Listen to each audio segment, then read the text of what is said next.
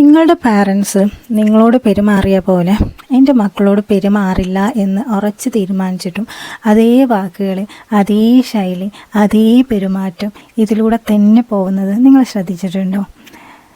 അത് കുറച്ച് കഴിഞ്ഞാൽ ആലോചിച്ചാൽ വിഷമവും തോന്നൂല്ലേ?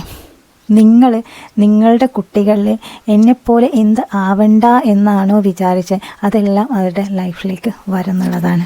ഇതുകൊണ്ട് കുട്ടികൾക്ക് എന്താ സംഭവിക്കുന്നതെന്നറിയോ? നിങ്ങൾ ഇപ്പോൾ പോയിക്കൊണ്ടിരിക്കുന്ന എല്ലാ ഇഷ്യൂസിലൂടെ അവരും കടന്നു പോയിക്കൊണ്ടിരിക്കും എന്നുള്ളതാണ്. ഓവർ തിങ്കിങ് ആവാം, കോൺഫിഡൻസ് കുറവാവാം, നിങ്ങളുടെ ആഗ്രഹങ്ങൾ അല്ലെങ്കിൽ സ്വപ്നങ്ങൾ അല്ലെങ്കിൽ നിങ്ങളുടെ ആവശ്യങ്ങൾ എവിടെയെങ്കിലും പറയാനുള്ള മടിയാവാം, പീപ്പിൾ പ്ലീസർ ആവും, അങ്ങനെ പോവും അതിൻ്റെ ലിസ്റ്റ്.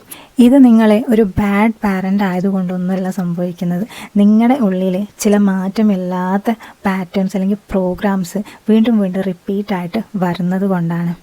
അതിന് ഞാൻ ഈ രീതിയിലാവണം, ആ രീതിയിലാവണം എന്ന് വെറുതെ തീരുമാനിച്ചത് കൊണ്ട് കാര്യങ്ങളൊന്നും മാറില്ല എന്നുള്ളതാണ്. സോ ഈ പ്രോഗ്രാംസിന് അല്ലെങ്കിൽ മുറിവുകളെ നിങ്ങൾ ഹീൽ ചെയ്തിട്ടില്ല, റീപ്രോഗ്രാം ചെയ്തിട്ടില്ല എന്നുണ്ടെങ്കിൽ അത് നിങ്ങൾ പോലും അറിയാതെ നിങ്ങളുടെ കുട്ടികളിലേക്ക് പാസ് ചെയ്തു പോകും.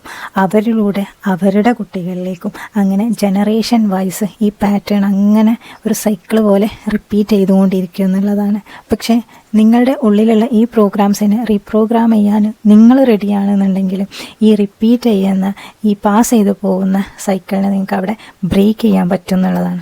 ഇത് കേട്ടിട്ട് നിങ്ങൾക്ക് പേടി തോന്നിയിട്ടുണ്ടെങ്കിൽ അത് നല്ലൊരു സൈനാണ്. ചേഞ്ച് ചെയ്യാനുള്ള ആക്ഷൻസ് എടുത്തു തുടങ്ങുക. നിങ്ങൾ നൽകിയ ഉപദേശങ്ങളെക്കാളും നിങ്ങളുടെ കുട്ടികളെ ഓർത്ത് വയ്ക്കാൻ നിങ്ങൾ കൊടുത്ത സേഫ്റ്റി ഫീലിങ്സ് ആണ്.